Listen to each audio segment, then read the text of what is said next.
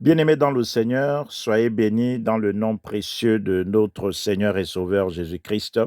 Ici, Gabon Impact Chrétien, une association chrétienne qui a pour objectif de proclamer le salut en Jésus-Christ et d'annoncer la bonne nouvelle du royaume des cieux jusqu'aux extrémités de la terre en utilisant les réseaux sociaux tels que YouTube, TikTok et Facebook.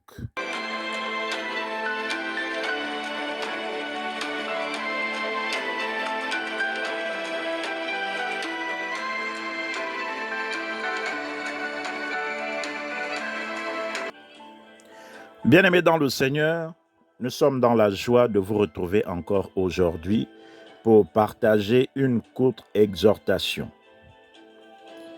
Le thème de notre exhortation ce jour est intitulé « Fortifie-toi et prends courage ». Bien-aimés dans le Seigneur, la vie en Christ est une vie de détermination.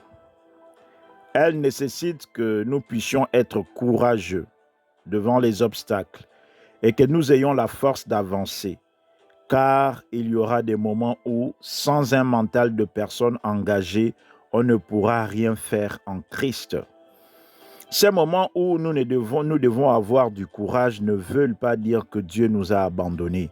Il est toujours avec nous, mais il sait qu'en nous, nous avons la capacité de faire avancer les choses et amener à l'existence les choses que lui-même a préparées d'avance par lesquelles nous devons agir.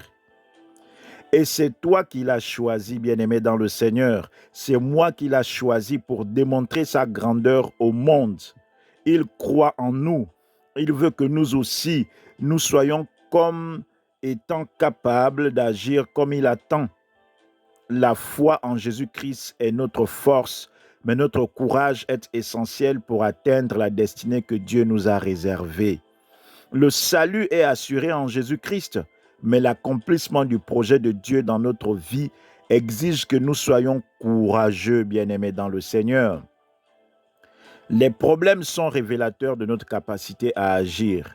Et Dieu a prévu que nous soyons la solution à ces problèmes par le courage que nous aurons pour prier pour quelqu'un, le courage de renoncer à une faveur diabolique, le courage de réaliser une vision, le courage de prier quand ça ne va pas bien, le courage de faire la bonne chose quand tout semble nous accabler, bien-aimés dans le Seigneur.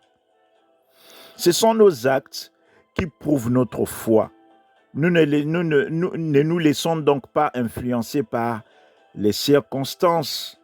Prenons courage pour atteindre les objectifs que Dieu nous a assignés sur la terre. Bannissons la peur de notre système de pensée. Ayons la foi de Dieu et accrochons-nous à Jésus-Christ. Nous devons aller de l'avant, bien-aimés dans le Seigneur. Dieu a pour nous un plan. Notre hésitation retarde l'intervention de Dieu dans un domaine où nous sommes la solution. Si Jésus-Christ n'avait pas pris le courage d'aller à la croix après avoir prié à Gethsémane, il n'y aurait pas eu de salut pour toi et moi, bien-aimés dans le Seigneur. Mais il a été courageux, au-delà de son obéissance à la volonté de Dieu. Et par lui, nous avons le pardon de nos péchés, la vie éternelle, la guérison des maladies, l'autorité sur les démons. Bien-aimé dans le Seigneur, s'il n'avait pas été courageux, il n'aurait pas obéi à Dieu. Gethsémane est le lieu où il y a eu une confrontation entre la détermination de Jésus-Christ et sa peur. Jésus-Christ est resté déterminé. Il s'est armé de courage et il a choisi de te sauver, de me sauver. Il a choisi de mettre fin à la légitimité de la maladie dans nos vies. Il a choisi de garder la foi en ce qu'en allant à la croix, le Père lui redonnera la vie et il le couronnera. Oui, bien-aimé dans le Seigneur, il a pris avec lui le courage. Il s'est armé de courage pour aller à la croix, pour que toi et moi, nous ayons la vie éternelle. Pour illustrer ce que je viens de dire, bien-aimés dans le Seigneur, je nous invite à lire la parole de Dieu dans Matthieu 26, du verset 37 au verset 47. Je lis la parole de Dieu. Il prit avec lui Pierre et les deux fils de Zébédée. Et il commença à éprouver de la tristesse et des angoisses.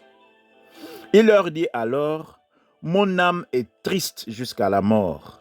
Restez ici et veillez avec moi. » Puis, ayant fait quelques pas en avant, il se jeta sur sa face et pria ainsi, « Mon Père, s'il est possible que cette coupe s'éloigne de moi, toutefois, non pas ce que je veux, mais ce que tu veux. » Il vint vers les disciples qu'il trouva endormis et il dit à Pierre, « Vous n'avez donc pu veiller 1 heure avec moi?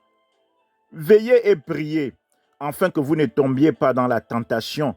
L'esprit est bien disposé, mais la chair est faible. » Il s'éloigna une seconde fois et pria ainsi, « Mon Père, s'il n'est pas possible que cette coupe s'éloigne sans que je la boive, que ta volonté soit faite. » Il revint et les trouva encore endormis, car leurs yeux étaient appesantis.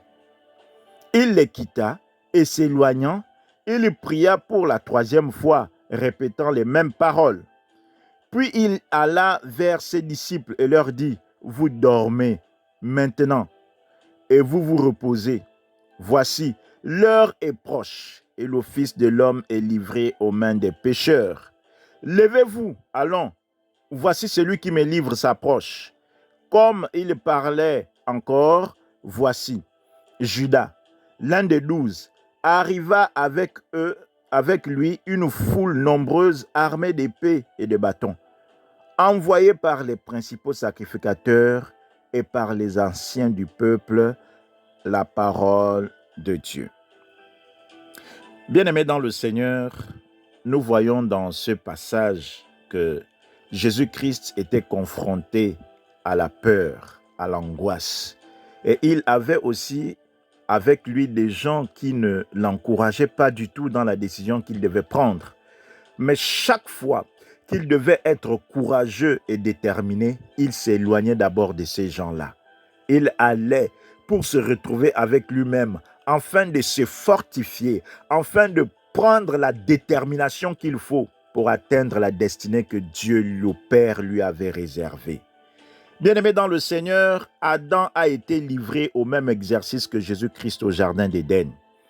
Il devrait choisir entre manger la pomme que sa femme lui a proposée et refuser de manger la pomme pour obéir à la volonté de Dieu.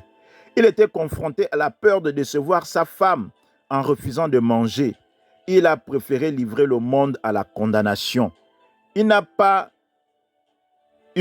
eu assez de courage pour faire ce qui était prévu par Dieu, c'est-à-dire ne pas manger la pomme, car la pomme donne la mort. Mais Jésus-Christ, notre Seigneur et Sauveur, nous a montré le chemin. Il nous a montré qu'il faut être courageux pour atteindre la destinée que Dieu nous a réservée, pour faire ce qui est bien. Aujourd'hui, bien-aimés dans le Seigneur, plusieurs appellent le bien mal et le mal bien. Ils le font pour plaire au grand nombre, mettant de côté la parole de Dieu. Ils ont peur de faire ce qui est bien selon la parole de Dieu. Ils veulent être approuvés du monde. Bien-aimés dans le Seigneur, Adam l'a fait pour être approuvé par sa femme et il a été maudit par Dieu.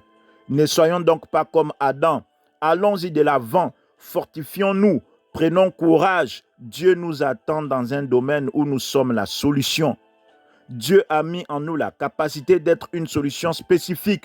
Faisons la bonne chose et nous serons couronnés par le Père. Si tu crois, tu verras la gloire de Dieu. Que Dieu vous bénisse abondamment. Nous vous remercions de nous avoir suivis et nous espérons que ce message vous a édifié. Nous vous encourageons à le partager à vos contacts pour qu'eux aussi soient édifiés à leur tour.